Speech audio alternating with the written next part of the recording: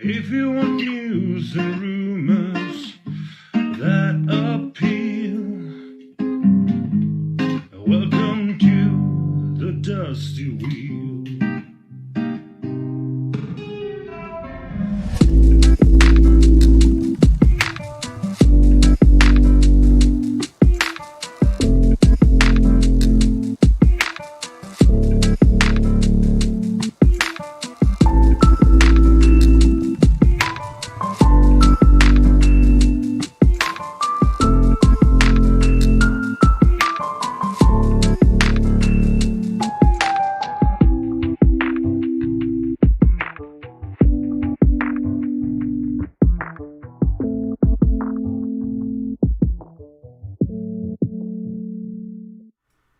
Hey, welcome back to the Dusty Wheel. I'm your host, the Innkeeper, and this is our live call-in talk show all about the Wheel of Time.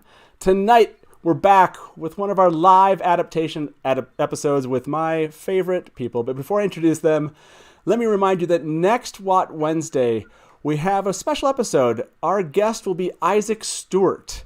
He's Brandon Sanderson's art director, friend of mine, and he just does amazing things. I can't wait to have him here. We're going to do our first episode in the studio with him. It's going to be a lot of fun to have him up here. And we're going to talk all about his work and his recent Kickstarter campaign for his children's books, Monsters Don't Wear Underpants. So I'm looking forward to having him up here for that. So that'll be next Watt Wednesday. But tonight, it's all about Mary, Todd, and Natalia. So let me welcome them to the show. Hey, welcome, guys. How you doing? Oh, Natalia, it's so good to see your face again. It's been too long. Here. I know, right? I mean, it's good to see everyone's faces. I didn't want to be, too exclusionary there. But we haven't had you here in a while, so it's awesome to have you. So tonight we're going to do our live adaptation, but there's actually plenty of news that came out before or since, I guess, last Watt Wednesday. So let's start digging into some of this news. I don't know if all of you saw this, but WattSeries.com, hopefully all of you that are watching this, watch them. WattSeries.com, they actually put out two stories about locations where it seemed like the Watt on Prime group was filming. So let me show you some of these. This first one is in a place called, how do you ever pronounce this, but it's Terezin, I think. And we're pretty sure this is a location for the filming because Narg, if you notice kind of in the middle of this picture, where Narg's icon is, he found this picture of what looks to be maybe an eagle and some banners put up in front of this location, which does seem like this is probably Faldara. So yeah, this is one of the locations where they are likely shooting, so we'll probably see this in some part in the show. But if you'll notice, as you go through this gate, there's kind of a city behind there. So the second location, let me show you the second one that Watt Series reported on. This is the Josefov, I think, fortress. This location speaks to me like maybe it'll be the place where there's actually like internal, maybe filming happening in Faldara. That's what I kind of saw here. Do you guys see anything but Faldara here? Like, Todd, is this a guarantee Faldara for you? No, because when you look at the overhead shot, that could very easily be turned into Tarvalon. Oh, interesting. Okay. Yeah. I like it. So you think that maybe that one of those is potentially, do you think they're both related to Tarvalon, or do you think one of them might be Faldara and one might be Tarvalon? I think one's Faldara and one's Tarvalon. Okay. That would be my guess. You could really, it wouldn't take much with somebody who knew what they were doing that's not me could turn that into real easy. Yeah, I could see that. I can see both of those. Is that how you feel, Natalia? Do you see the same thing here? Listen, those great earth walls scream Faldara to me in the first picture there, but yeah, to what's Todd saying, that overhead is just a hop, skip, and a computer jump away from looking like a beautiful map painting to me. Like a beautiful overhead map shot, like a great zoom in. I don't even know. I'm so excited. Hey, Todd, you're getting word that maybe a little quiet. Maybe I don't know if you can turn up your mic a little bit. But yeah, no, I agree. It's fun seeing these. I don't know if for those of you that are watching don't like to see these sneak peeks and don't want to know where these places are, but it's a lot of fun to just know that this is happening, right? If you think Faldara and Tarvalon, we're certainly getting to the last two episodes here. I wonder if we would see Tarvalon in episode 7 or 8. That's kind of what has me curious because we know that's what they're filming right now. Mary, same thing for you? You see the same two pictures here, same two basically city-states here? That first one definitely has a militaristic feel to it, which is what you would expect from Faldar or any Borderlands city. That second one, yeah, I like the jagged pattern of the walls. You could definitely use computer animation to put that in the middle of a river. It just didn't look big enough to be Tarvalon, but I like the overall concept. But and then the tunnel, the darkened tunnel, that could definitely be in a fortress. I love looking at set pictures almost as much as I like looking at costumes. It just gives you the overall feel of what's coming, and that's what's got me excited. Well, that tunnel actually reminded me of something I read today preparing for the live adaptation we're going to do, when they talk about going down deep below Tarvalon. I felt that a little bit as I looked at that tunnel. I was like, oh, I wonder if that is related somehow. So that is those pieces of news, but there was more here. I want to jump into it. Let's see, our third image here is about a stunt coordinator that's been picked. I think his name is Jan Perina. And as you can tell, Jan's been part of a variety of interesting and very popular brands here, right? We're talking, he was a stunt double for Chris Evans and Chris Pratt and Paul Bettany in several MCU films. His resume has titles like Game of Thrones, Carnival Row, Britannia, and Whiskey Cavalier. So apparently we now know that he's going to be a stunt coordinator. And again, for me, this just kind of... I know people have problems like, oh, we're using the same people or whatever, but when it comes to Game of Thrones, but when it comes to the crew, it's awesome to hear because you know there's certain quality is going to happen. I see you're kind of shaking your head here, Natalia. It's a win. If you're pulling crew who are experienced with costumes, who are experienced with weaponry, who are experienced with horses and people and how those two things interact in stunts, that's a total win for us. It means safe stunts, it means safe shows, it means safe actors, which means more episodes. I'm only really happy about this decision. Yeah, like Rose Colored Shades just said in chat, very experienced. Yeah, absolutely. He's very experienced. If you go look at his resume, it's just he's been doing everything for a very long time, yeah. And extremely capable of his own when it comes to just doing stunts. Even recently, I mean, you just look at some of his stuff on Instagram. If you go find that, you can see he loves the craft, which I like. So that was. Any other comments here, Todd or Mary, about the stunt coordinator before we jump on? Tal said it perfectly. Yep. Okay, so now this next piece of news comes from Kiki Yeri. She's talked about this before. This casting call for twin children. But she said that it was updated a little bit to say we're looking for twins or single child, boy or girl in the age of 2 to 7 months. I think it might have said 3 to 7 months before. Ethnic phototype according to the photo for the shooting of American Fantasy Series. Shooting is on the 3rd of November, 2020 in studio in Prague. I don't think we've really broken this down. Do any of you have an idea of what this might be requested for? Why would they need twins of this phototype? Twins are pretty common when you're working with young children because there are very strict rules about how long they can work in a given day. So twins let you extend how much time you have to work with the one character. Mary Kate and Ashley from Full House were one character. So I don't know if this is going to be a young Egwene or a young Nynaeve or a young Swan. Interesting. Okay. That's where you went with it. Yeah. I see what you're saying. So you went like maybe this is, they go far back into when they were young. And I'm kind of curious, those of you that in chat, I want to see what your theories are on this child that they're looking for. 2 to 7 months. That's really young. Sorry, Natalia, what were you going to say? Oh, just to say that the Sprouse twins are probably a millennial reference that might make more like Jughead from Riverdale is a twin who started off doing movies with Adam Sandler before Disney. That's Todd's way of saying I'm old. No. No. I think personally those twin castings are for Joya in Egwene's first trip. Oh, you think that's what we're gonna get? You think we're gonna see that? I mean, certainly it does say. And Joe pointed this out in chat that one of the posts mentioned the babies would be with a main character.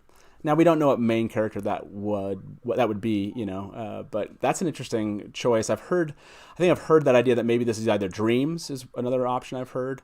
Todd, do you have any theories on this? Oh, I'm afraid if I voice my theories, it'll come true, and I don't want it to come true. You don't want it to come It could be Perrin and Lila's, whatever her name is. That's and please God. Oh, I see. I Please don't see. do that. I see. Well, And I I don't want babies to be eaten by Trollocs. That would be real bad. I don't want Perrin to have babies at all. So I think we should just skip that, and I don't want to even think that that's possibly going to be it. Bad Todd. I do like James Phillip in chat wrote baby Trolloc, hashtag baby Trolloc. And then, of course, Miss Sarah James wrote baby Trolloc food. To what your point is, jeez. I hope not. Harry, save the babies. Yeah. Baby Demon Dread. Yeah. This is an interesting one. And it's coming later in filming. That doesn't mean, I know everyone, when we do these episodes and we talk about the order things are being filmed in, and inevitably I get 4 comments like, that doesn't mean it's in order. It can be out of order. You're right, it can be. But if it's with a main character and the DP that they have for episodes, whatever, 7 or 8 is there, and it's on a set somewhere with the main character, it seems more likely to be having something to do with those episodes. But yes, that's true. It could be related to a prior episode. It's Rand walking around with a baby a la Mandalorian. I like it. Yeah, that's. I hope not.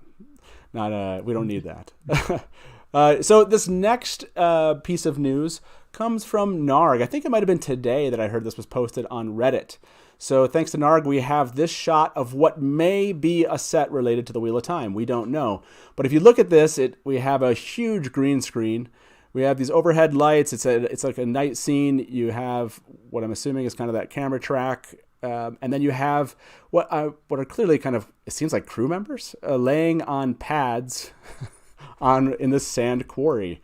And what an interesting image. Now, a lot of people think this is related to the Wheel of Time because there's some other images, I believe, that Narg posted that look like they might be on the opposite side of this wall that we know are related to the Wheel of Time. So I think that is how these two things are related. So we don't know for sure, but let's assume for a moment, for those of you that are watching, again, on Facebook, Twitter, and here with us in chat, kind of curious, what do you think that image was of with that sand quarry? Let's say that was for the Wheel of Time. And let me start with you, Todd. What's your first theory on what scene they might be filming here? I'm going to butcher the name, but the Coden Cal. The Choden Call? However you say it, yeah. Oh, interesting. Yeah. I guess it doesn't have to be at night. They could just be kind of getting things ready. But the Choden Call, I hadn't heard that one or even thought of that one. That one's good.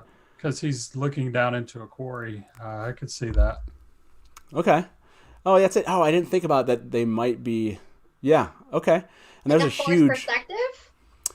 Yeah, that's interesting because it's looking down and there's a huge green screen right there. It could certainly be. Yeah, that's an interesting one. I know I've seen one from Joe Perry in chat. This was brought up, the camp scene in The Blight. Is that where you were thinking, Natalia? That this is them either camping or even looking out towards Malkir, potentially? I figured it was either they're looking at Malkir and they're camping somewhere where we need a vista. Yeah. Or hatefully, because I don't want them to do this, because I hate the idea, it's them camping in the stupid mirror worlds. Oh, shoot, that's awesome. No, that's great.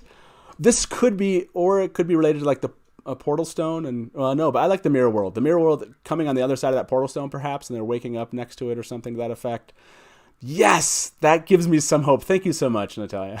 You gave me hope. That was one of the things I was like, they're probably going to cut an early portal stone scene, but this may, I feel like I have renewed faith in the series. Mary, do you have anything different to add here as far as theories about what this image might be? Well, the fact that it's in a sunken pit, maybe it's just because I watch Mythbusters all the time, but I'm kind of hoping for explosions. Yeah. So might be a fight scene of some sort with the green screen, so that you can add even more troops to the fray. So it may be a Tarwin's Gap. Yep. Yeah, I'm seeing Bane and Chiad and Shelly Sedai and Lancer. A lot of people were saying, what you were saying, Mary, here. The Tarwin's Gap. That's the first place I think I went, although I noticed it was a night scene, so that did make me wonder. But not that it couldn't be, again, them preparing at night for something that they were going to do. But yeah, I like Tarwin's Gap here absolutely as an option. We'll have to do. I just want to point out that somebody in chat says that I made a good point. First time that's ever happened. It was bound to happen. I love it. Statistically. So after this, I'll throw probably a poll up tomorrow and asking which of those top 4 options, or get the top 4 options basically, and just poll everybody and see what they think that image has to be. I'm kind of curious. Natalia's pointing at herself. I like it. So this last piece of news before we get into our live adaptation actually comes from an actress who on Instagram posted that she happened to be in Prague. Natalia Emanuel, who many know from Game of Thrones, although I think she was also... Natalie, sorry. I know I said Natalia, of course, because of you. Natalie Emanuel. She also has been, I think, Furious 7. She was in the Maze Runner movies. But yeah, we all wonder why she's in Prague. Now, I did read, I think Geeky Yeri put this out, that there are some other, I think maybe Marvel's even shooting in Prague. There are some other things going on in Prague, right? So we don't know for sure, of course, if this is related to the Wheel of Time. But of course, if any actor puts out that they're in Prague, we're going to talk about it. So starting with you, Mary, who would you like to see Natalie play? Oh, that's a toughie. Who haven't we got cast yet? Oh, wouldn't it be fun if she was Elaine?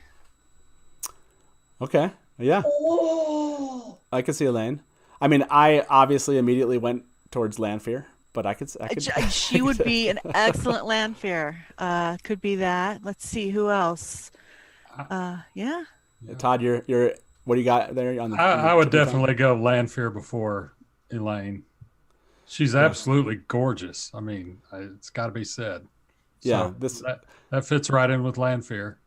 Yeah, you can imagine her again. We're going to get to this scene in our live adaptation, but again, Matt opens the door and Natalie Emanuel walks through. Boom! Absolutely. I can totally see that for sure. Ooh, I like it. Who else do you think, Natalia, that she might be playing? I don't know. I mean, she's so pretty, it's distracting, which works for Lanfear. Right. But she's young in the face. So Yeah. I have some concerns about the Lanfear because she's so young in the face. But In what we read for today's live adaptation, Lanfear is true. described as just a little bit older, maybe That's than true. the boys, Yeah. and they're only 18. Yeah. So Yeah. I do like. Oh, sorry. Go ahead. No, just to say that the last thing I really loved her in was the Dark Crystal. She was the voice for Deet, the lovely little character, and she was real good. So she's very emotive, even with just voice work. Okay. So Don't hate on me because I think I remember liking Dark Crystal growing up, but the new one I couldn't do it. I don't know. We don't have to talk about that, but I couldn't get into it. So We're not moving on. Moving on. No politics. No politics. Yeah, no politics. No Dark Crystal politics. So yeah, this is an interesting one. I'm seeing a lot of Lanfear. Did I see someone maybe post more gays? Yeah, who else is there anybody else here, I guess, in chat that you think this might be? And I did want to call out this one point from the Gleeman, who said, can't wait for the Anthony Mackie Watt speculation. Yes, that's true, because Geeky said that I think she wrote back here that it was, what's the next one in the Winter Soldier? Anyway, I can't remember what the name of the Falcon, film. Winter Yeah, the Soldier, Falcon and Winter Soldier. Yeah, I think that's actually filming in Prague. So yes, we might see many of those actors there. And I think that's totally legit to start fan casting them for the Wheel of Time. So I hope they do post them. We'll do some Anthony Mackie speculation. Well, for those of you that are watching us on Twitter and Facebook, I hope you like the sneak peek into our news, all about the Wheel of Time. We're about to transition to our live adaptation. If you want to see that, just sneak on over here to YouTube, jump in chat, make some comments. We're going to dig in here and tell you what we think. We're going to debate Wheel of Time style, what we think should or should not be cut by Rafe and his team. So yeah, please join us over here. And for those of you that are in chat with us here on YouTube, give the video a like so other fans can find this. You know that they're getting sick of whatever they're watching right now, and they want to come over here and join us. So yeah, like the video, and now let's jump into our live adaptation. So for those of you, by the way, the Dusty Steve cup right here, I love it. For those of you that happen to be here last time, we ended, I think, Mary and Todd, we ended chapter 14, if I'm not mistaken. So basically, Swan has co-opted two very young individuals she doesn't know for a very important mission, and trusted them with a secret that could lead to maybe her stilling in the future, potentially. So, and now we know that they are become Black Aja hunters. So let's jump into chapter 15. If you're playing along with us, this is obviously where Egwene and Nynaeve are nearly killed by this gray man. Now, it's not like necessarily a short scene, but it all just kind of happens. We obviously get this whole piece where like the bolt goes flying by, and then Nynaeve catches him in the air, and they notice that he was stabbed in the chest, and then Sheriam comes. So let's stop there for a moment. Is this the kind of scene? This feels like this is the kind of like you need this scene, right? This is what keeps the pace of the show going. Mary's like shaking her head, no. Like this seems like one of these obvious ones that they could even amp up, and that's what I would probably recommend here. Where are you at, Todd, with this scene? Once they've been named Black Aja hunters, do you like this idea that they're almost assassinated? Yeah, I'm good with that. The only thing I have is like the next 3 chapters could be all slapped together and kind of shortened quite a bit. Okay, so you like keeping this particular piece. We obviously have Sheriam come up, and she hides the body and weaves, tells them to go, and she's offended when they ask why she's there. This is our first look at Shady Sheriam. Yeah, Egwene goes back for the bolt. It's gone, and then they make their way to Nynaeve's room, and they remark that she's never asked who stabbed him. So right. Natalia, Rafe has mentioned this idea that he doesn't want to make, the evil characters necessarily, at least in Fane's case, as obvious. When you were reading the books the first time through, did this strike you as odd, or you just kind of moved on? It was fishy, but I let it go. Yeah. Especially given Egwene's test down the road. She's so empathetic. That you really quickly forget how shady she is in this scene. But I really like it too because it shows how freaking smart and fast Nynaeve is in terms of like, where is that bolt? How come she didn't ask? And how fast she is at picking up a skill that she's only seen once and not even seen and applying it. Yep. Yeah. Yeah, and for those of you that I guess we have obviously jumped into live adapting a book, so Sorry. There's going to be spoilers. No, I realized that I jumped into the spoilers there, along with Shady Wasn't Sheriam. me this time. Yay! Exactly. Although I like hashtag Shady Sheriam. But obviously there's going to be spoilers here. We're not going to try to spoil the entire book, but we are talking about some events that happened in The Dragon Reborn. So if you haven't at least read this far, you're going to get some things spoiled and things that are after it. We'll throw a banner up here shortly. So it's objectively shady, Matt. There's no spoiler. Yeah, that's true. She is objectively shady here, which is actually a lot of the Aes Sedai feel this way. And that's, I think, why maybe the first time through I was like, I don't know, these are strange people.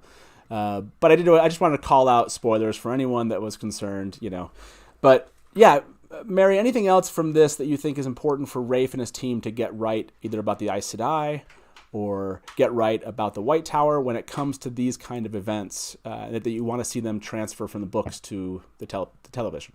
It kind of depends on how shady they want to have all the machinations in the White Tower and all the different undercurrents going on. Does he want to play into that, or is the White Tower just kind of there for them to work around? I mean, this chapter, the next couple chapters, you're introduced to a couple different characters, and if you had to cut something, if you cut this, I mean, you lose, the breadth, but you're not losing the depth.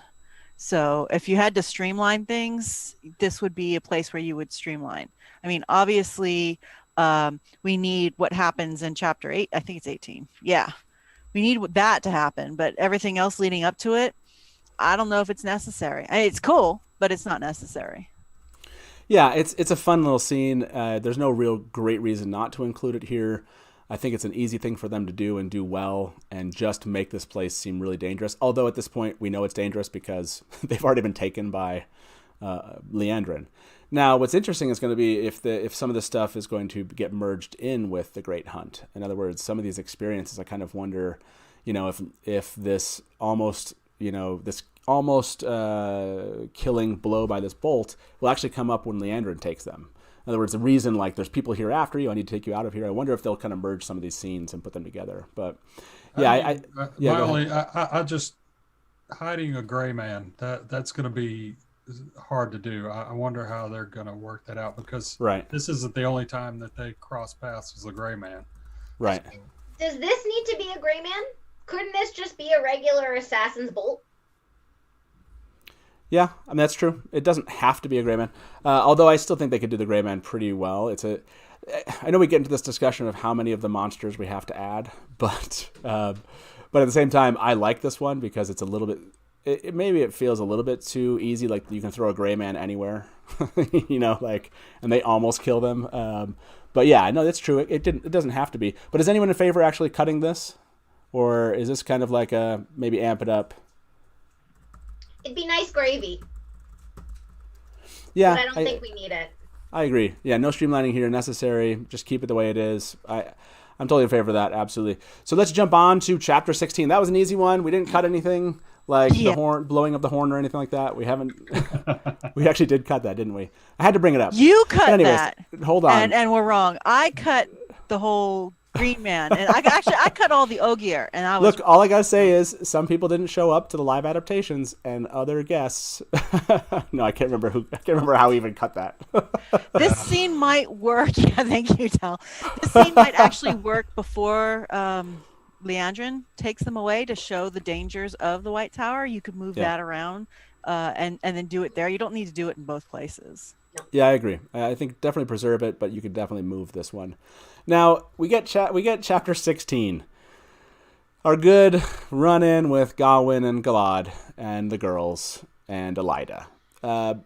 What do you all think about this? Maybe start with you, Natalia. When you first read this and you thought about how this could be adapted and should it be adapted, was there anything key that you thought like this needs to happen, whether or not here or somewhere else? It just needs to happen. Okay, so I had a bit of a existential crisis about our friend Galad here, and basically I just really hope they keep him and don't combine him with Gawain, because there's a real opportunity to combat some listen, there's a beautiful character here. Why is he so moral? Because he was left by his mother at 4 years old. So he spent the rest of his life trying to be the best little boy ever, so nobody would ever leave him again. And yet he's written like such a douche. I know, but if you look at it from the perspective of like his mom died and his dad was not nice, and his stepmom, like, he loved her and she was nice to him, but who knows, man? He can't trust that she's gonna stay. That is the sweetest thing I've ever heard said about Galad in my life. And that was right from a mother's heart there, Natalia, and I appreciate that. If they keep this scene and if they keep stupid Elaine, I hope they acknowledge that her whining is like inherent privilege and so tone deaf.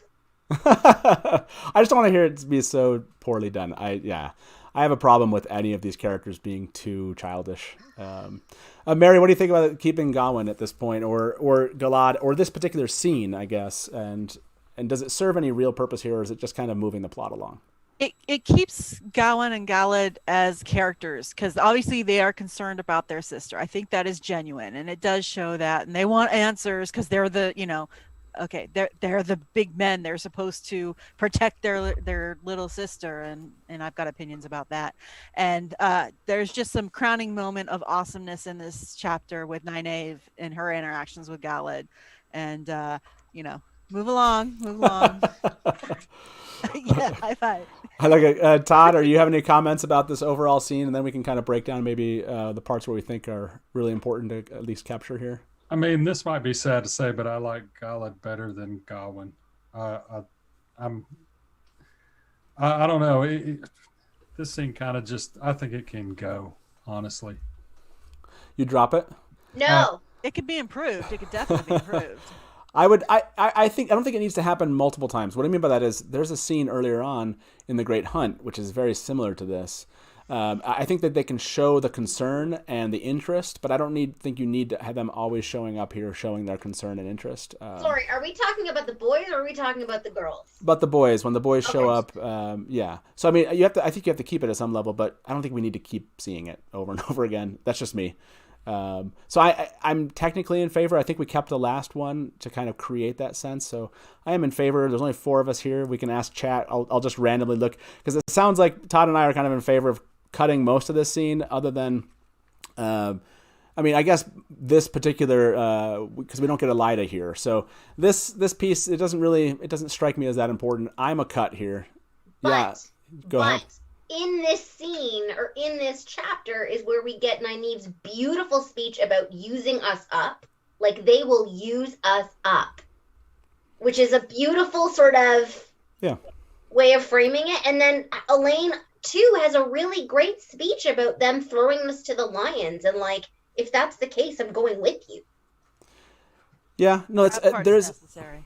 Okay, there are some nice moments here. I don't think they have to happen right in this particular way. I guess in this scene, in other words, I think that they could even leave. What I think could happen is they could leave the Amarillans' presence, and be on their way back, and then basically Shiriam does find them there and says, "You're needed here." In other words, I think you could streamline that and get them onto the healing pretty quickly. Or even if that she ran into them, when they say, why were you here? And she could be like, well, I was on my way to get you because I need you here, but I have to take care of this gray man. Go. In other words, they could merge this and not have this particular scene. So I'm in favor of cutting it, honestly. I have shortened and combined these 3 chapters, 15, 16, and 17. I think a little bit in each that they could use, but I think all 3 of them there's too much there. No, there's no more than 6 or 7 minutes of television here. Like, it's not a lot. But there are pieces we need to keep. Okay, I'm going to ask you all this question, which just hit me while I was reading this. Is Egwene Galad in some ways? In other words, she always does what she sees as right, and she, I think, gets kind of some crap that Galad does. People bring it up because Elaine makes a big deal about Galad that way, but I kind of wonder if Egwene gets some crap like Galad does because she kind of has that tendency to kind of always think she knows what's right. She gets pissed off because Nynaeve mentions to Elaine what's happening when it comes to the Black Aja hunting. She seems to know the right way and to give information or not give information. She seems to always be in the right in her mind. And so I don't know. It struck me as she has kind of this, but she doesn't get that feeling as much as Galad does because Elaine points it out. I don't know. So does it strike any of you like, yeah, she kind of does exhibit some Galad there? She gets grief from the fandom. And I think it's portrayed differently because we have it as her point of view versus Galad's point of view.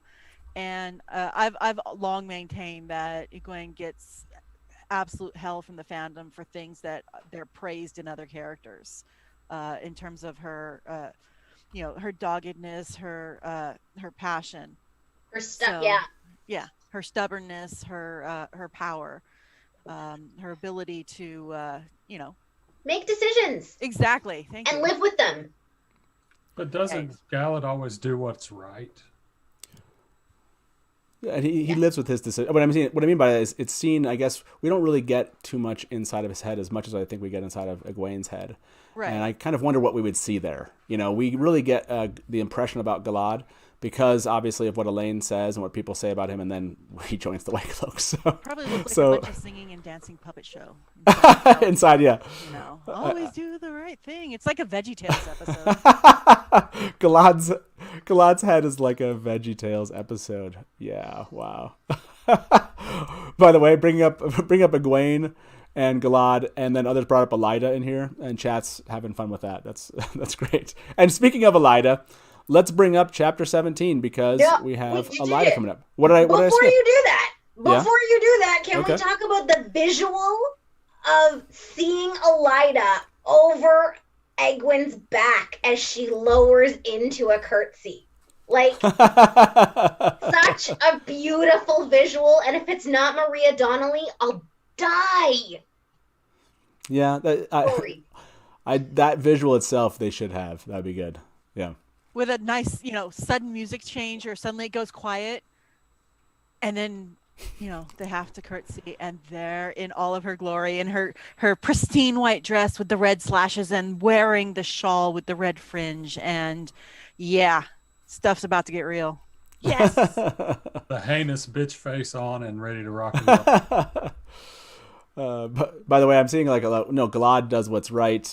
Egwene basically, justifies herself. Look, Galad doesn't do crap that we all think is right. So again, Galad does what he thinks is right, not what is right. Friends? It doesn't mean that it is right, is all I'm saying. Galad would wear a mask. Galad would wear a mask? And register to vote. I'm just saying. No, Natalia. No. None of that. We're done. You're Canadian. Do we need to kick out? Yeah, It's we need to more kick the Canadian out of here.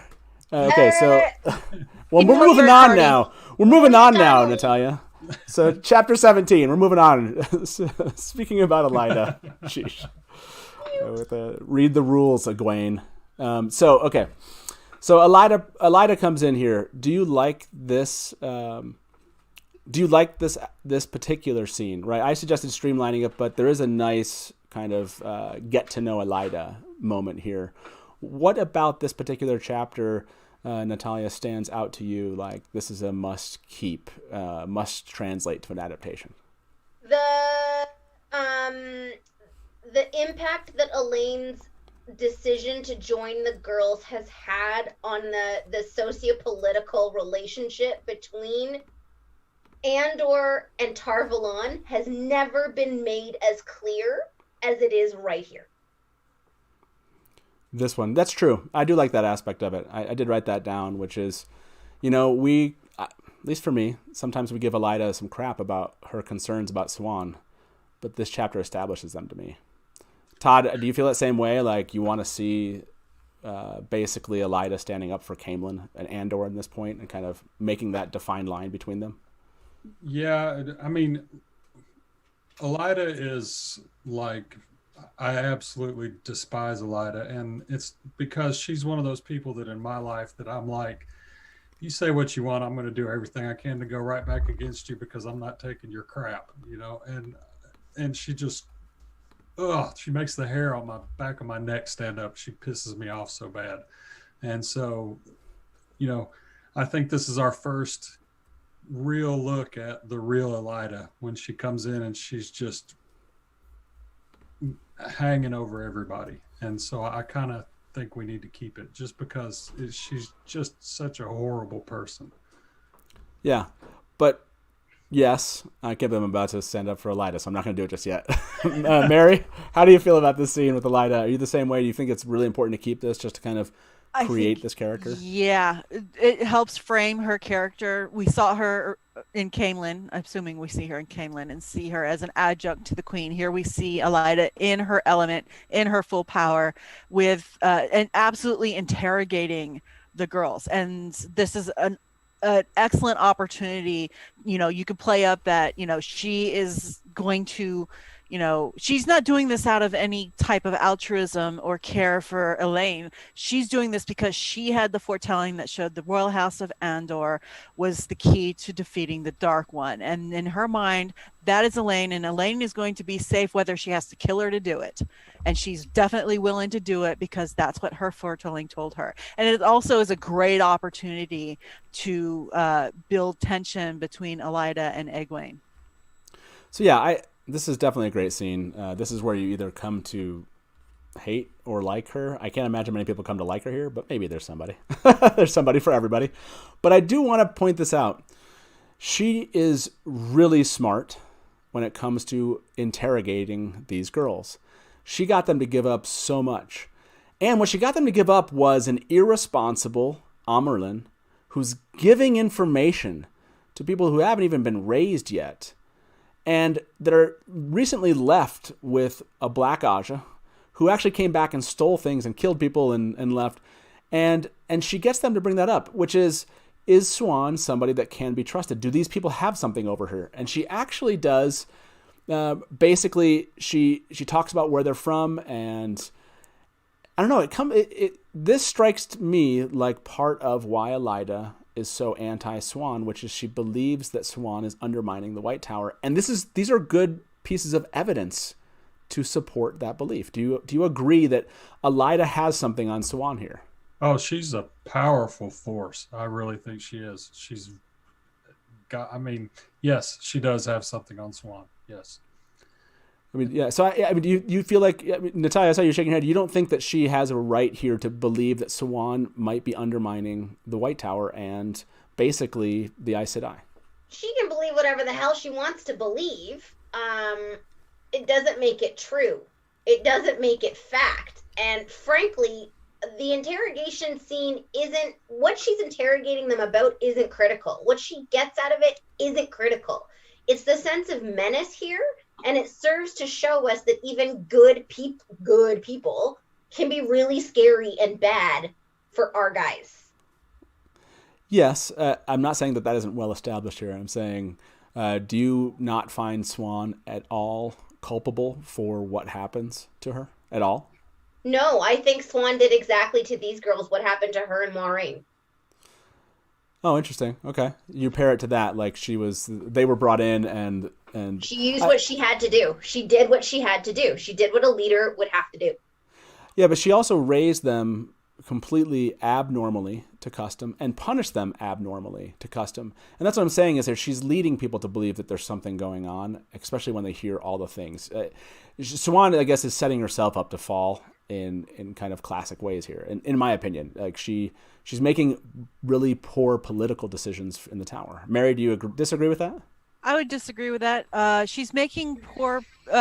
It depends on what the goal is. If the goal is to keep the tower whole no matter what, then yes. But that's the path that lets the world burn, which is really not the point of the tower anyway. Their entire point is to protect people from the Dark One and prepare for the last battle.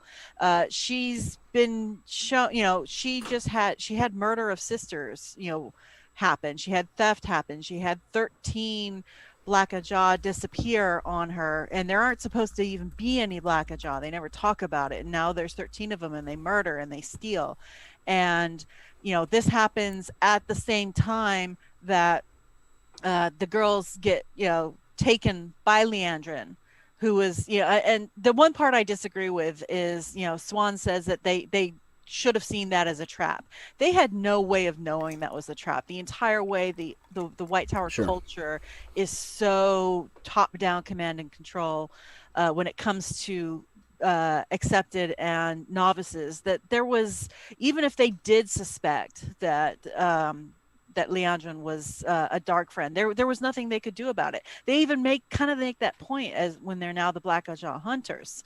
But did Swan make a poor political decision? No, she was trying to distract from what was actually going on. The problem was Elaida figured out what was going on and used it against her.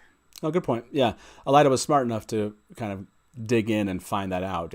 She thought maybe Swan thought she was able to cover her tracks well enough, and so I'll accept that. I will say the whole concept of them leaving the White Tower, I think that is exactly why. I think Leandrin using the Gray Man to almost kill them would be a great scene versus the Sheriam scene, and mixing those up when she takes them, giving them more of a reason to go with this person, but not that you have to, but I think that amps up their desire to leave and believe Leandrin at the time.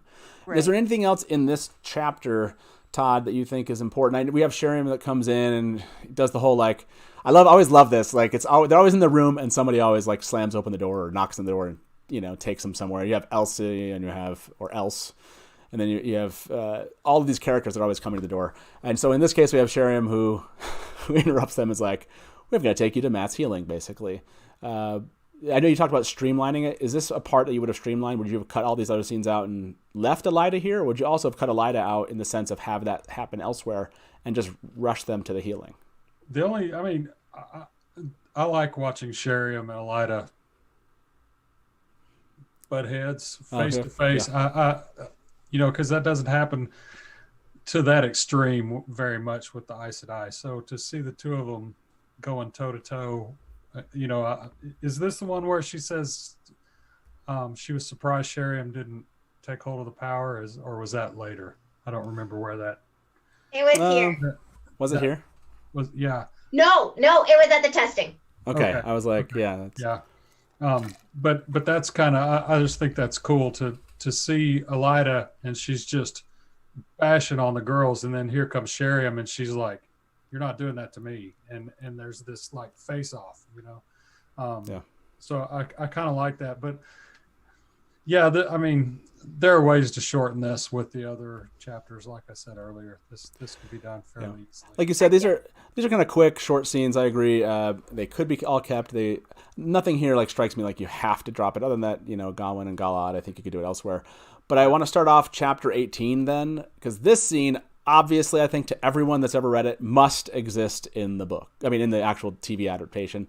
That's how I feel about this. Todd, give me your overall kind of opinion of what you felt about chapter 18 and what you think they need to get right here and cut, amp up, keep.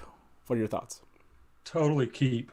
I'm a full on keep, just because this is a rough scene, because I mean they have to do a lot to Matt, and they almost kill him trying to heal him, and so and the girls have to stand there and watch this happen. So I think this is a really cool scene, and I think it has to stay. Yeah. It feels like this is just a really, really well written, dramatic, almost tragic, but scene. And seeing Matt yell at the Aes Sedai, oh, that has to happen. I'm seeing lots of shaking head. Natalia, what are your thoughts on this? Like, what is something, if they did trim this out, what is something that has to stay for you? Okay, first of all, this is a nod. This is a shake. I'm nodding in agreement. No, I'm saying if Rafe and his team saw this and were like, it's still too much, we need to get rid. If you say, what's the core here for you that needs to be seen? I want to see the back arching. I want to hear the screaming. Like when his back arches so high, it's just his toes and his head on the table. Really evocative for me. I would love to see the walk through the basement. It's so spooky. Yeah. I liked that they brought in characters we've seen before, like Alana and Anaya and Sarah Fell. They've been background players, but this brings them in and makes them maybe more recognizable, maybe not. We don't need them. Yeah. I want to see the hearing, and I want to see the conversation with the Amerlin at the end about Matt shouting the orders. I want her to translate it for them. Yeah. I'm seeing a lot of old tongue in chat. We got to keep the old tongue. Absolutely agree with that. Like, this is a hard one to even think that they could not. Maybe they can get away with not having as many Aes Sedai there, but everything else here seems pretty tight. Mary, anything else you would call out as, like, we've got to see this, or they've got to do this right in this chapter? Nynaeve's comment that she could handle half of that amount of power, that 10 full Aes Sedai using a Sangreal can use, and she could do that, half of that on her own. Yeah, almost seeing her look into it, and they talk about being pulled towards it, right? And they have to hold themselves back. So almost seeing like euphoria or something, and eagerness. Yeah, that'd be. I agree with that. I think they have to get that piece right. This gives me. Yeah, go ahead, Tom. I just want to, because there's 10 Aes Sedai and then the 3 girls, right? And I think that's important that there's 13 of them. Even though good call. It can't affect him at all because he does a channel, but still, it kind of is an odd coincidence that there's 13 of them there. Yeah. I think I like the coincidence, and I also like the whole, like, when they're walking down towards it, and she has kind of this like scary like Black Aja moment, and then Sheriam is like says something like, "You don't have to worry about that for a couple of years" or something like that. She's like, it's such a great. It is a scary moment, and then she's talking to Sheriam about it. I think it's just fantastic. This whole scene to me should be pushed over into the TV. There doesn't seem to be a good reason if they're gonna have Pat and Fane and Mordeth and the Dagger and Matt. You have to break this bond. This scene, I don't know how you do this any better. I like the creepy factor of it, in a basement, not up in the tower. I think this is fantastic. Anything else to be called out for this particular chapter before we move on? Yes. There's a conversation in the chat about subtitles, and no, we don't know Old Tongue, so we won't know what it says. We need it spoken so we don't understand it, and then translated for us. Okay. That's interesting. Let's put this to a vote here in chat. For those who are still watching this with us in chat, thumbs up if you want subtitles translating the Old Tongue. Thumbs down if you're like, no, I want it to kind of be an unknown and you have to get the translation somewhere else, like buying a book or somebody tells you in the show. What I mean is, like, there's going to be some Old Tongue, people are going to be out there like looking up, like, what did they say? So thumbs up if you want subtitles, thumbs down if you don't. Are you in favor of subtitles, Mary? Or do you want to keep it just the way that Natalia just explained it? I could go either way. I don't have a strong opinion. Yeah. This scene specifically. This scene Yeah, specifically? this scene specifically. Elsewhere, like when Matt and Birgitta are talking, definitely. That's different because, yes, they're communicating. He would understand. Yes. Okay. I wonder if that's the lot where I'm seeing in chat, it's kind of like a mixed group, like yes, no, for later, hate subtitles, Troy said. Todd, are you a fan? Just depends on the scene. Yeah, I don't want subtitles here. I think later it would be fine, but this is the first time we really truly have, and Swan translates it. That's what's cool about this is, she translates it for him. The other thing that I think is kind of funny about this is the lead box that they open up and they drop the dagger in it, this smoking, nasty, horrible dagger, and they just, I hope it glows. Yeah. Kind of like, it's got to glow. It's got to flicker. It's got to glow. Yeah. It's got to be red, and then it slams. And they get it with tongs. Nobody wants to touch it. Get it with tongs and drop it in. I just love how it just floats down. It's got to smash to black, right? Right. I like. I think it was Amy's who said, "Let people go to find out the old tongue." Yes, come find out among the fans. They'll explain. I can't tell you I know the old tongue. That's for sure. One last point on this chapter. Let's move on, and then we'll open up the call lines here for those of you that are anxious to give us a call and tell us how right I am or wrong my guests are. So, is it too close to an exorcism here, or do you want it to be close to an exorcism? In other words, we've all seen those scenes. Do you want this to be basically like that? It's what it is. Yeah, it does, right? An evil possession of some spirit that's taken him over. An exorcism scene. Mary, are you in favor of this looking pretty much like exorcism scenes that you've seen elsewhere? I'm fine with that. And I also want to see how they animate the use of the power amongst all of the sisters and how it just flows through the room. There's a great opportunity for some real atmospheric stuff going on. It'll be cool. Yeah. I agree. I think you couldn't get around doing this without it. Like whether or not they tried to change it, it is basically that. And just the heel, right? I think that's what Robert Jordan was kind of referencing when he wrote that. When his heels and his head are barely touching and his back's arcing. I think you have. I think that is exactly what he was calling to our minds. So. But Patrick said, no exorcism, make its own thing. Yeah, it's going to be interesting to see what they decide to do. If they decide to dig into what we already are familiar with, or they want to try something else here. But let's jump into Chapter 19. And for those of you that happen to be watching us and you want to give us a call, this is a live call and talk show. So you can give us a call at 1-313-825-5968. That's 1-313-825-5968 or Talk Watt. Feel free to give us a call, and we'll try to weave you into the remaining 30 minutes of this discussion. So, Awakening, Chapter 19. We finally get to Matt, right? This is like, I don't know, for me, this is one of my favorite scenes. Yes.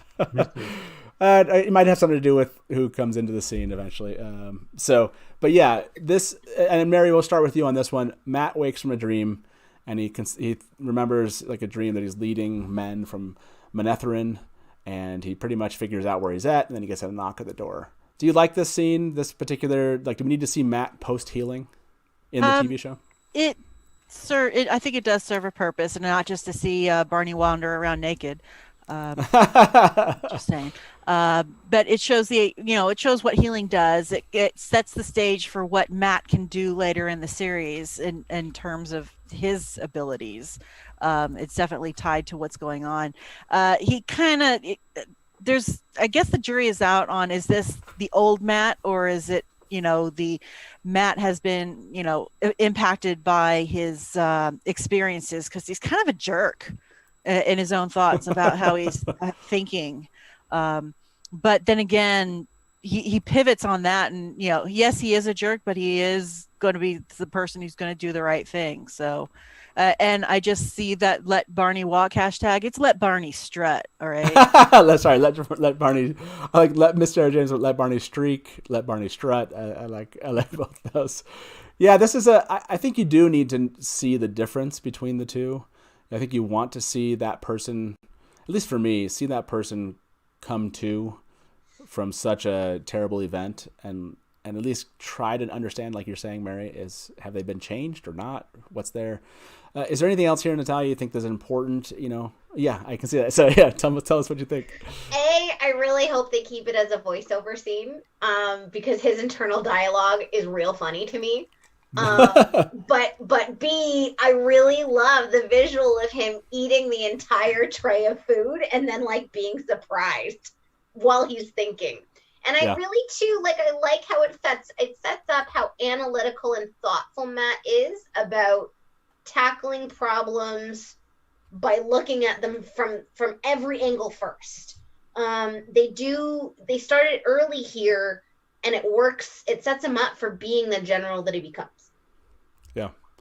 Maybe I'll ask Todd this.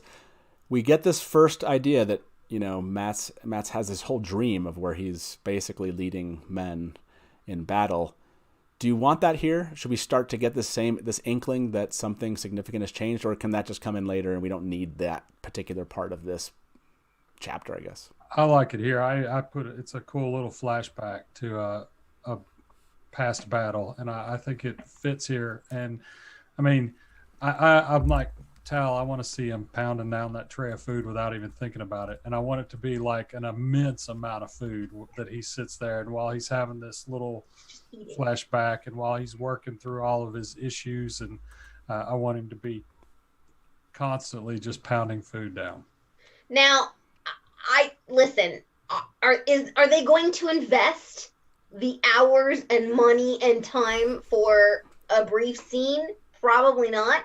I like the idea of hearing battle sounds while they're healing him and he's screaming. Oh, I love that idea. I love the idea that they could come from, what's happening in some flashback potentially, and he's kind of merging. There's a way to bring it in, like, through overhearing versus spending all the money and making it really expensive, but... Yeah, I think that's a fantastic idea, a way to merge that into that scene. I'm pro your adjustment there. See, Matt has these flashbacks constantly throughout the series, especially after, when he asked for his memories back. So, I mean, this is really part of Matt to have these flashbacks like this. So, you notice they're handled differently than what Rand has to deal with Luce Theron. With Matt, it's very clear he's having flashbacks to memories of people of either past lives or people who lived before and had memories put in his place. So some of it was endemic and some of it he gathered later. I don't want to give too many spoilers. Too many spoilers. Yeah. But this brings up a point. Some of it was there already, and then he gets more of it later with other stuff that happens to him. So, it's handled differently versus what happens with Rand and having to deal with what he sees and hears. That's not really there, which is different from what Perrin sees and hears and smells, which is not really there. So, how are these three the stable ones? Who said they're stable? Yeah, exactly. Yes.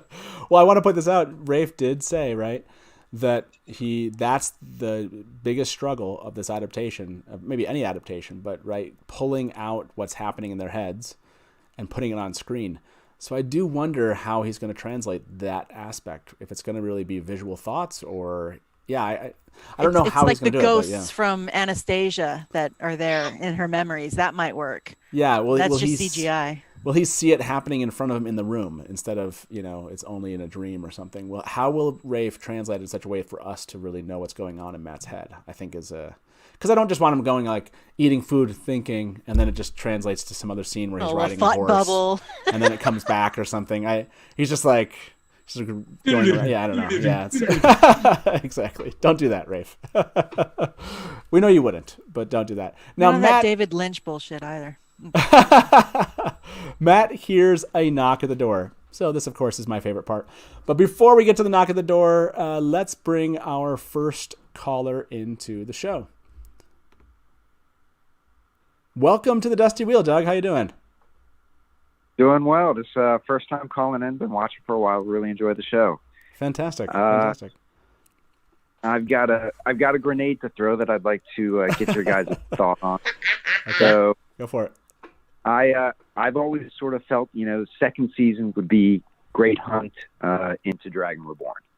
And so fitting that into 8 to 10 episodes and also would be difficult. And also if you do that, having the girls leave Tarvalon, that's how I say it, and come back mid-season to then just leave again after maybe an episode doesn't really flow well. So I would just not girls come back. They'd get their mission from Moraine to go hunt the Black Aja, and Huron and Min would bring Matt back to be healed. And so get your guys' thoughts on that. Interesting. Not have them return. The only question I have is how would you then get them? They all get accepted before they go off with Lyandrin. Okay, so not just Nynaeve in this case. Thoughts? Yeah. So way to throw this in. It'd be interesting to see what people say in chat. And let's start us off. Todd, what's your thought here? I see your deep thought right there. I'm deep thinking. Go to somebody else first. Let me think. Okay. So who wants to take this? Who wants to tackle it? I have some thoughts here, but Natalia, what do you think about this idea of not having them kind of return back? Because it's true, they just kind of come here for a second, and then it almost seems like so Nynaeve can get her raising, and then they're gone again. It is a little bit for that. I mean, the problem we have with raising them all at the same time at the earlier stage is that Egwene especially hasn't had the character development of her time with the Shan-Chen. So she is raised because she was away for so long, but also because she was forced when she was with the Shan-Chen. And so her skill ability has surpassed that of a novice, and she needs to be focused. Ostensibly from the outside, they need to raise her to be an accepted so that she can continue with her learning. I don't know. Yeah, so maybe you'd have to.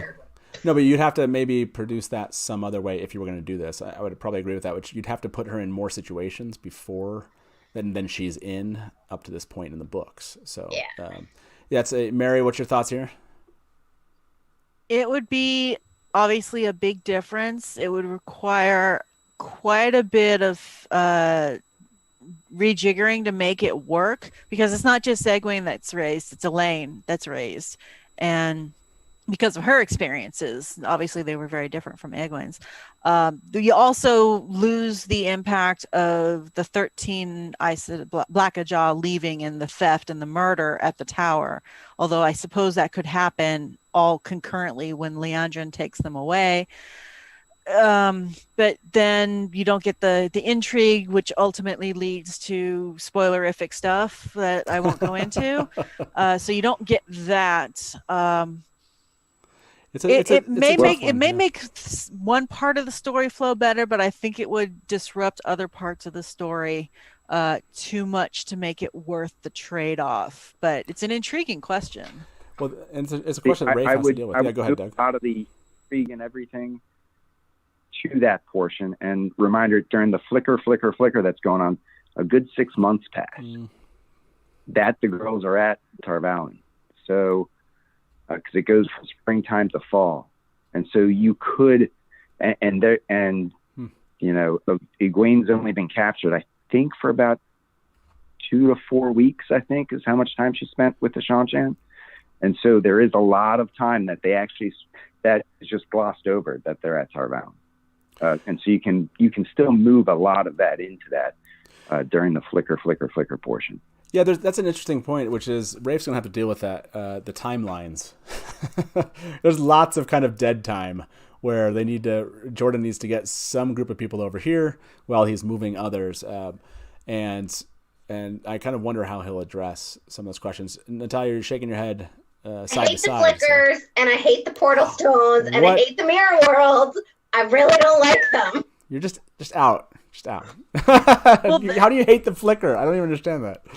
Oh man. They're weird. They're weird writing devices to get rid of dead time.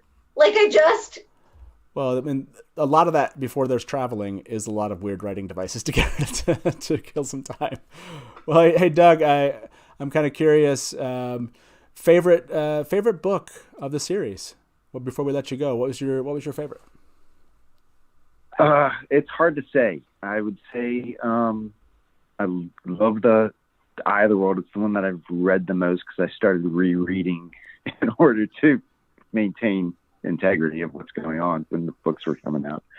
But yeah, probably Shadow Rising. Yeah. Okay. Yeah.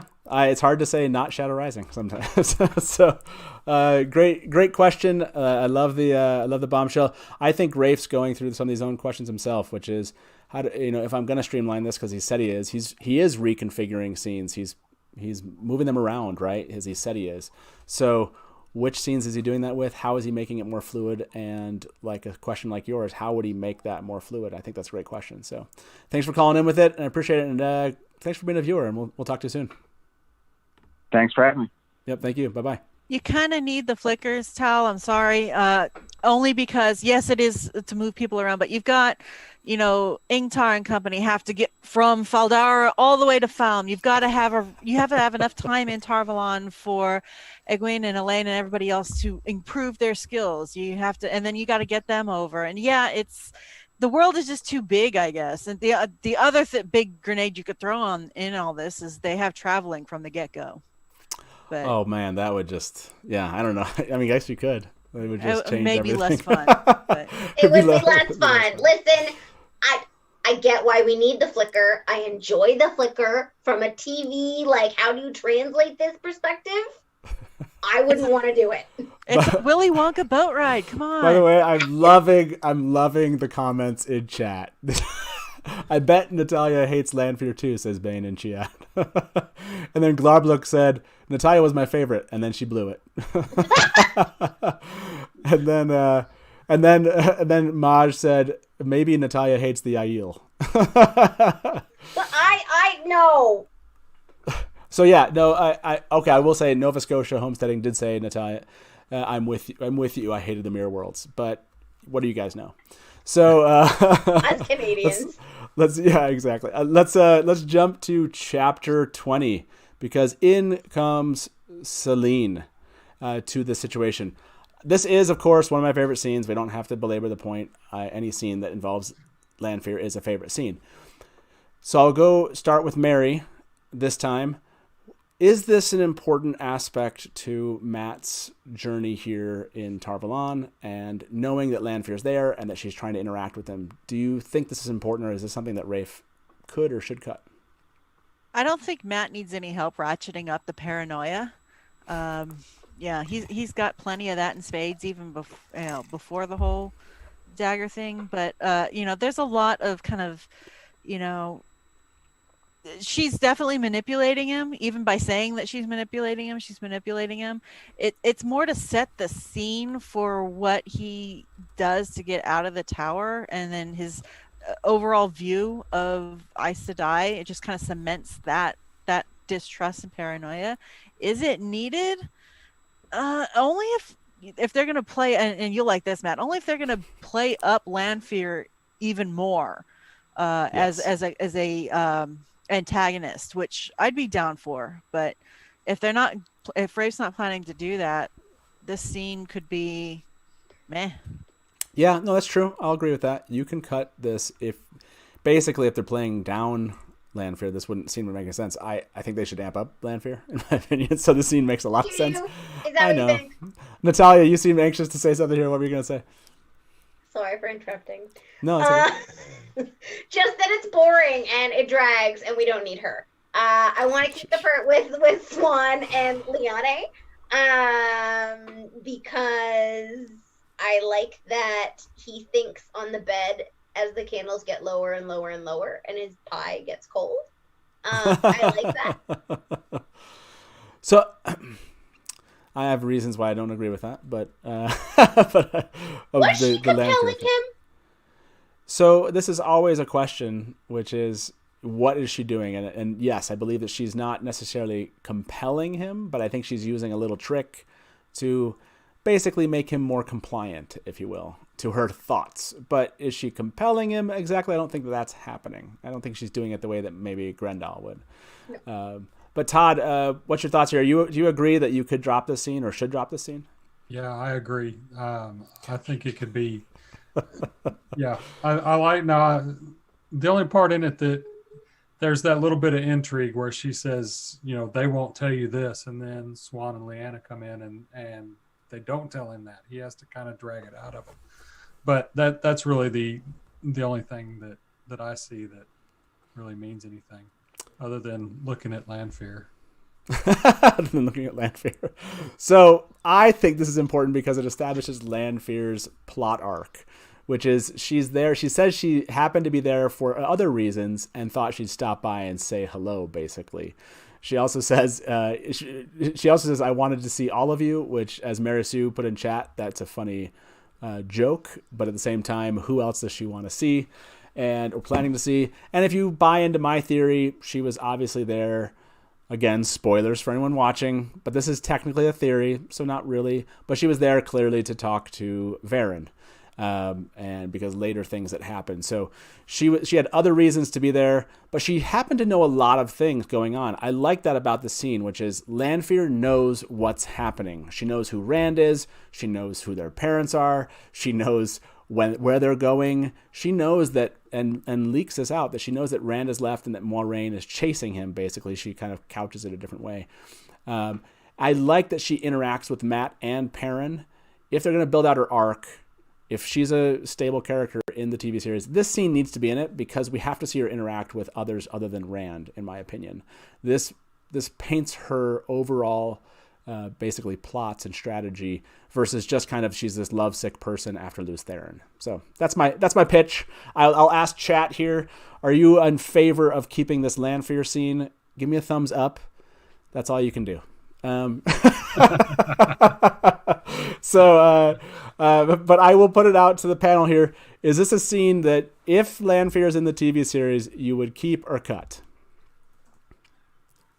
You're a cut if she's in the series. This is so mean. I think you guys just try to cut these scenes because I like them. That's just the gravy. That's just gravy. Are you a cut here, Natalia? I'm cut the first part, keep the second. Todd, are you a cut Lanfear out of this? No. Thank you.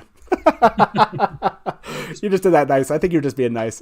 So, phew, Lanfear makes it through to this scene. I appreciate that, leaving her in here. But that's not the only thing that happens. Obviously, there's another piece of this. And Natalia, do you want to take us through the other part that you think is actually important about this scene and why? Let me rewind.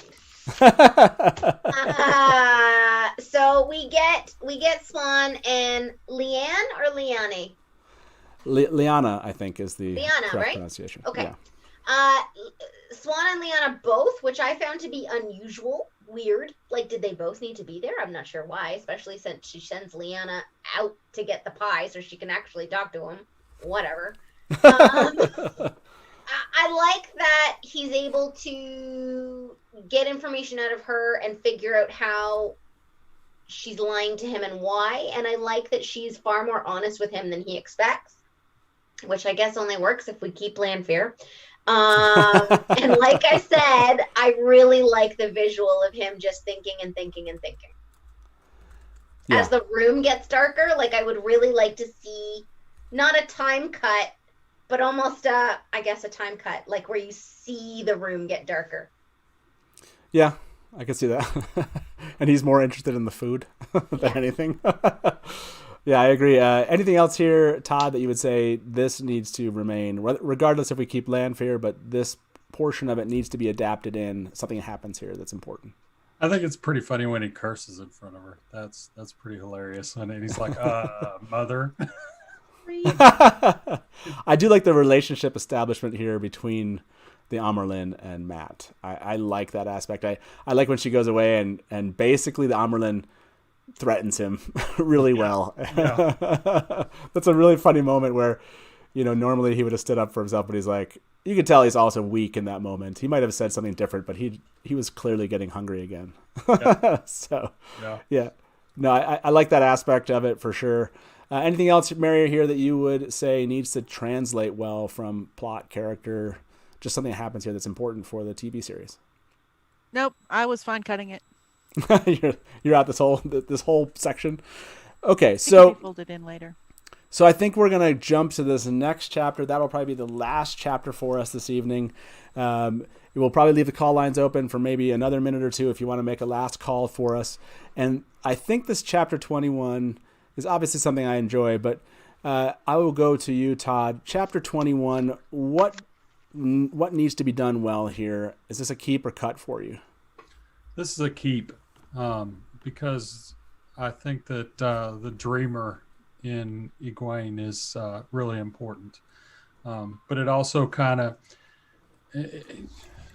spoilers here, but even though we know what happens later, it establishes a relationship between Egwene and Varen that is a cool relationship.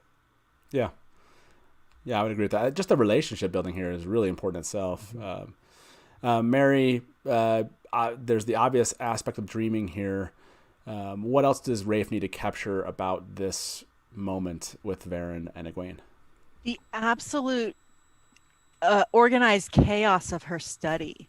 It's just going to be so visually beautiful with the owl and just piles of everything. And it's just kind of this cluttered, it looks cluttered, but I'm sure it actually isn't, because Varen is a very precise person, but she gives off the aura that she's not. But is she? But we're not sure. So her room should reflect that. And so that part would be easy to do and obviously not take a lot of time, because that's all that is happening in the background. But at the end of the chapter, you see that after Egwene leaves, Varen didn't give her everything. Yep. And do you want to see that in the TV series? Yeah, I don't know how to show that, other than, she's pulled stuff out of the box and is giving it to her, and then she leaves, and then she's standing there, and the box is still there open, and she pulls something else out of it, thinks about it, and then puts it back down, closes the box, and then moves on. Yeah, that is an interesting question of how to portray that right, because you want to leave it up in the air. Was this deliberate or was it absent-minded, right? And with Varen, that's always a good question, and I feel like you want that to persist through at least the beginning parts of the books. How deliberate is each action, and how sometimes absent-minded is it? Was she trying not to do that or not? Was she just kind of like, oh, yeah, that's right, I have these notes, but she didn't connect it to the fact that she just gave her that ring? Do you want to see that come across, Natalia, or do you want to see it like Varen purposely didn't give her instructions, basically? I want it to be very ambiguous. I also want to just go back to the flash of white in the hallway. Like, my actual notes say, lols. Yes. Okay, I have to ask, Matt, because I've never been there, and I know that you have. Okay. I'm imagining that Varen's room is described as like what RJ's office was legit like. Yes, I would imagine that is exactly. It has, and I don't know why in my head it also has like a Harry Potter-esque version of that. I don't know, but in my head it's kind of like, yeah, the owl. That must be it. Yes. Wouldn't it be cool if they actually filmed that in Jordan's study as an homage? Oh my gosh, that would be amazing. That would be so cool. Rafe, if you've heard this idea, that needs to happen. That totally needs to happen. Anyways. Oh my gosh. I want it to be ambiguous is the short answer. Yeah, no, I absolutely agree with that. And I think you called out a piece of this that I was going to call out, which is you have to see the flash of white when Egwene is coming to the room. For those of you that are watching and never ask yourself who that was, Lanfear. But yes, you have to show the flash of white that Egwene sees, because that just plays into the intrigue, and that should translate from the books to the show. And it's an easy thing to do. You don't even need the actress that's playing that character. So yeah, you have to have that. Todd, anything else from this? I know it's a really short, obviously scene here. Anything you think needs to come across as far as keep or cut? Not anything that we can. I mean, we're going to learn a lot about Varen later. I don't think Varen has ever forgot a damn thing in her whole entire life. Yeah, I really don't. And so, when I don't think she forgot to give it to her, she wasn't going to give it to her. No, absolutely. Well, I'm sure she wanted to give it to her, but that wasn't the instructions that she received. Yeah. That's for sure. Because who meets Egwene when she gets into the dream. So clearly that might have been something that she would have preferred doing, not sending anyone to Teleron without some instructions because it's so dangerous. And even more instructions would have been more helpful. So yeah, I think she wanted to. Whether or not she could have is the option here. So I like the ambiguity staying there because you don't know, and that's what I'd like to see for sure. I will say that I think it'll be interesting to see if Rafe decides to use this as an exposition moment, talking about basically how the pattern is built and Teleron itself, right? You know, like, do you do that? Do you do that or not, right? I feel like you kind of at some point have to explain this, and maybe you can do it visually. Maybe you don't have to. So I don't know, Natalia, you were I couldn't tell if you were like in agreement or not. Do you have her explain it, or it's just like, this is a dream world? Or does she kind of go through the whole constants, and you have the creator and you have the dark one? Do you want to see that kind of like educator Varen moment? Hearing the broad strokes. Okay. But my actual notes here are like, this is Matt's favorite stuff. It's his favorite metaphysical mumbo jumbo, was my exact words. So, I mean, do I hope that we keep some of the exposition? Yes. Do I need to see mirror worlds and warp and weft and talking about looms and age laces? No. You don't. Well, if she uses the power to demonstrate it, it might be cool. Sure. Oh, that would be interesting. Using the power to teach these, and that's how you can break it out. Make the exposition a little bit more interesting. I actually like that. You would think that they would do more of that. I think, to me, the Wheel of Time is often an exercise in all of the things people would have actually done with the one power that they never do, and it's frustrating. It's just frustrating as hell. You're watching this, you're reading this book going, I would not have done 7 of those things. They would have all been with the one power. Why is everyone doing it this way? So yeah, I would not mind seeing Rafe innovate a little bit there and do a little bit more with the one power to actually show us things versus tell us things in an educational kind of way. So yeah, great idea. So that is the show for tonight. That's where we got up to chapter 22. Hey, we actually covered like 6-7 chapters. Look at us. I always think that maybe we'll do more, but that's it. Like these usually take us 8 parts to get through a book. We cover about 7 shows each way and each time. And just like that, chapter 22, we'll come back and actually talk about the accepted test. There's gonna be a lot of fun things in the next live adaptation, which will be back. We'll do this again in November. So yeah, make sure you show up here. And if you're still here, please do like this video. We'd really appreciate it. And if you're new and you've never subscribed, or you've been watching us and haven't subscribed, we'd really appreciate your subscription. It just, again, encourages Taylor and I to wake up tomorrow and say, like, what else should we do here at the Dusty Wheel? So we would appreciate it. And with that being said, thank you, Todd, Natalia, Mary. It's awesome to see all 3 of you here. We started doing these just a little bit more than a year ago. And I think all through October, we did just live adaptations every day, every time we did a show. So it's awesome to be back here a year later and be discussing the Dragon Reborn. It's kind of crazy. That means, yeah, I guess we got through the Eye of the World pretty quickly. So for those of you that are still watching, if you want to meet us in the after show in Discord, you can find the link in the description. We would love to have you over there for a chat. It's just fun. I'll break down my theory about Lanfear and Varen for you. I'm happy to do that. But yeah, meet us over there. And otherwise, we will see you next Watt Wednesday when we're going to have Isaac Stewart, again, Brandon Sanderson's art director, here with us in the studio, doing our first in-studio interview one-on-one. So yeah, I'm looking forward to that next Watt Wednesday. So we'll see you guys back here then. Good night from the Dusty Wheel, and smash to black. If you want news and rumors that appeal, welcome to the Dusty Wheel.